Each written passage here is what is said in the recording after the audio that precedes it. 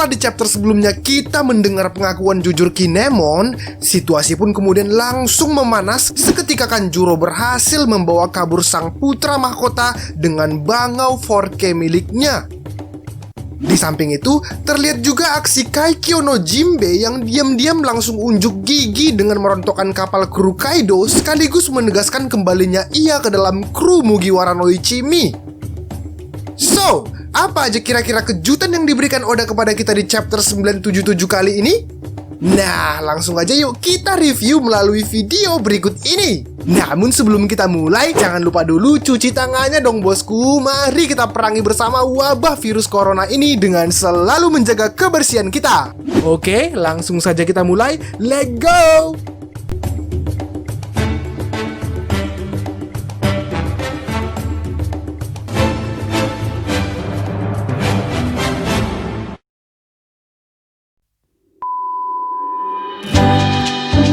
Setelah sebelumnya kita diperlihatkan penantian panjang Beji and the Gangs dalam mencari Lola, di chapter 977 kali ini seluruh usaha, keringat bahkan darah yang dikeluarkan bajak laut Fire Tank telah terbayar sudah.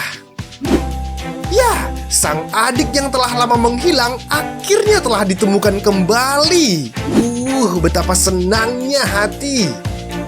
Apalagi nih, setelah di chapter sebelumnya kita melihat Lola mencium Goti, kayaknya nggak bakal jauh nih, Goti mungkin akan jadi iparnya Beji bosku.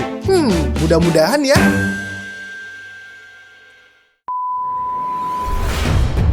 Nah, membuka di chapter 977 ini, kita pun diperlihatkan lanjutan dari akhir chapter sebelumnya yang mana terlihat Mugiwara no Ichimi sangat gembira oleh karena kembalinya sang juru mudi.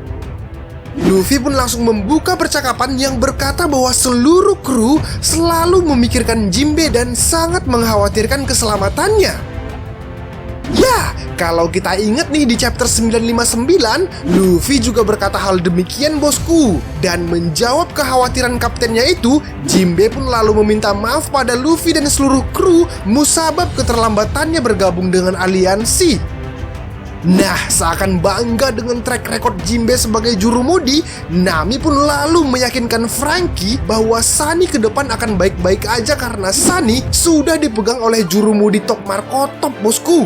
Yang kemudian ditambahi Chopper dengan berkata bahwa Jinbe pernah membuat kapal tercinta mereka ini berselancar di lautan. Wih, udah berlayar, berselancar lagi.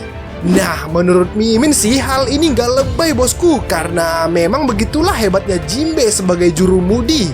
Dan Jinbe juga pernah bilang nih, entah episode berapa Mimin lupa, yang penting saat itu Jinbe bilang, jika manusia ikan sudah serius dalam menggunakan seluruh kemampuannya, bahkan lautan pun bisa mereka kendalikan bosku. Wih, kebayang gak betapa hebatnya nanti Sunny di tangan si juru mudi ini? Yep, Franky pun langsung lega mendengar hal itu dan kemudian dia pun langsung memancing party dengan berkata, "Terus gimana guys? Sake dulu dong, segelas dua gelas, gimana?" Lantas semua kru pun bersorak mengiyakan kecuali Sanji yang kemudian berkata bahwa sake mereka sudah habis. Dan Zoro pun menjawab, "Tidak, sake masih banyak, aromanya tercium olehku." Nah, seakan mengakhiri perdebatan masalah sake, Kinemon pun kemudian bersorak kepada Luffy dan berkata, "Oi Luffy, ngomong-ngomong, kau sudah paham kan tentang rencana menggerebek Kaido?" "Yoi dong," balas Luffy.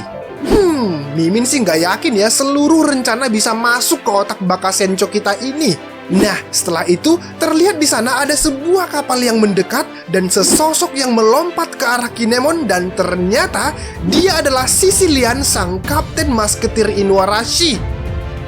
Ya, dengan gagah Sicilian pun kemudian berkata bahwa ia ingin mengetahui detail rencana aliansi karena seluruh suku Ming yang dipimpinnya akan berjuang demi klan Kozuki di perang kali ini.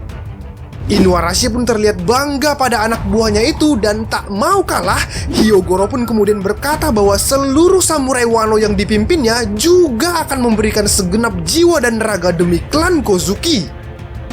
Yep, Mendengar hal itu, semangat Kinemon pun lalu semakin membara dengan menyampaikan info bahwa lokasi perang mereka, which is Pulau Onigashima, adalah pulau yang dikelilingi pegunungan dan satu-satunya cara untuk bisa masuk ke sana adalah lewat pintu utama. Namun, berkat denah Mansion Kaido yang berhasil mereka dapatkan, mereka pun jadi tahu bahwa sebenarnya ada pintu masuk lewat belakang pulau dan dari sanalah rencananya mereka akan menggerebek Kaido. Mendengar penjelasan Kinemon itu, Denjiro pun langsung to the point berkata, "Oi, itu kan rencana yang kemarin udah didengar si brengsek Kanjuro. Terus rencana yang sebenarnya apa, Bambang?" Nah, di sini nih lagi-lagi muka Kinemon langsung berubah kayak kaleng kerupuk saking terkejutnya. Untunglah kemudian ada Law yang kemudian mengaransemen ulang strategi dengan rencana untuk menumbalkan Luffy dan Kid sebagai pengalih perhatian di pintu masuk utama. Yang mana dengan begitu, pasukan yang lainnya bisa bergerak ke sisi kanan dan kiri pulau, sementara para Akazaya Nine sendiri akan dibawa Law menyelinap masuk melalui kanal, dan begitu mentok, Law pun akan memindahkan para Akazaya Nine ke dalam kediaman Kaido dengan memakai room. Wah, sungguh rencana yang brilian ya. Ya, saking briliannya, rencana Law pun langsung dieksekusi Luffy sesaat setelah Law berkata bahwa kapal kru Mugiwara telah menghilang. Yap, kru terbarbar ini pun kemudian mencuri start dengan merontokkan pintu masuk pulau, yang mana terlihat di sana Luffy meninju kru Kaido dengan Gomu no pistolnya, Jinbe dengan tinju Fishman karatenya, Zoro dengan tebasan Nitoryu-nya, Brook dengan tebasan Soul Solid-nya, Robin dengan Gigantesco Floor-nya, Sanji dengan Flambe Shot-nya, dan Franky dengan Coup de Fan-nya, serta trio penakut SHP dengan bacotnya. Ya, setelah selesai membarbar habis pintu masuk Onigashima, Zoro pun kemudian membuktikan perkataan sebelumnya tentang aroma sake yang terciumnya.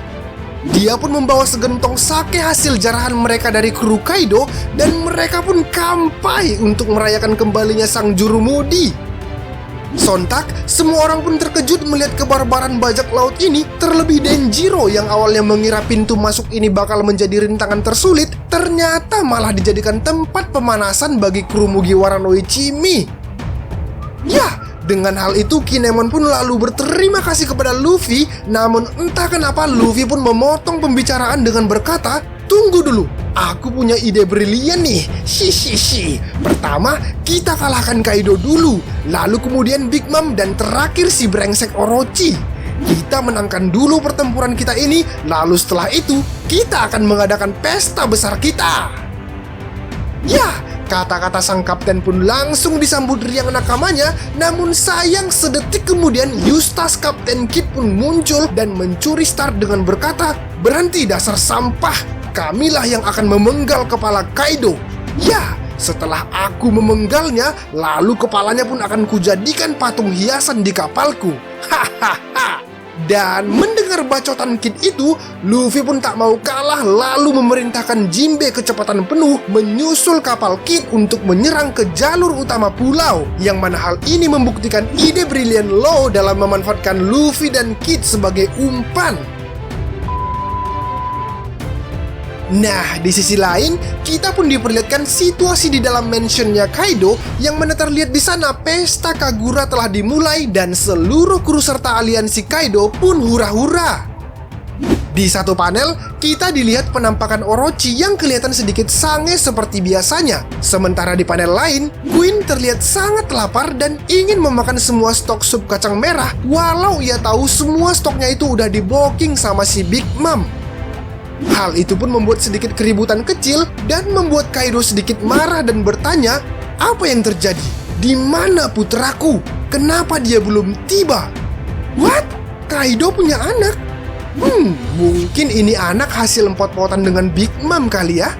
Ya, kali aja anaknya Kaido ini nih yang dijadikan alasan bersatunya Kaido dan Big Mom sebagai aliansi. Demi anak cuy. Nah, setelah itu, Kaido pun mendapat laporan bahwa para petinggi 6 penjuru telah tiba, lalu ia pun kemudian menyuruh mereka terlebih dahulu melapor kepada Nyai Big Mom, namun sayang sang Nyai nampaknya masih ganti kimono. Ya, di akhir panel, Oda pun menunjukkan pada kita langkah kaki petinggi 6 penjuru yang melangkah maju menghadap Kaido. Nah, ini sih kayak ngasih misteri baru untuk kita kan bosku. Siapa sih sebenarnya petinggi 6 penjuru ini? Apakah mereka petinggi bajak laut bis yang belum ditunjukkan Oda? Bisa aja kan mengingat namanya 6 penjuru. Mungkin aja mereka petinggi yang bertugas di 6 penjuru kota Wano.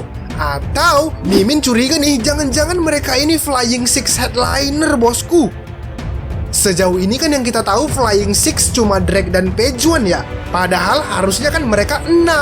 Nah, karena namanya yang mirip, kuat dugaan Mimin nih kalau mereka para petinggi 6 penjuru ini adalah Flying Six Headliner bosku. Well, demikianlah bosku hal-hal yang bisa menjadi pembahasan kita di chapter kali ini. Jujur, Mimin jadi nggak sabar nih nunggu kelanjutan aksi barbar Mugiwara no Ichimi dan seluruh aliansi. Gimana menurut kalian chapter kali ini? Apakah kalian punya pendapat tersendiri untuk dibahas? Jangan malu-malu sampaikan di kolom komentar ya bosku. Kita diskusi di sana. Oke, Mimin Yogi pamit undur diri dan sampai jumpa di video selanjutnya. Ciao!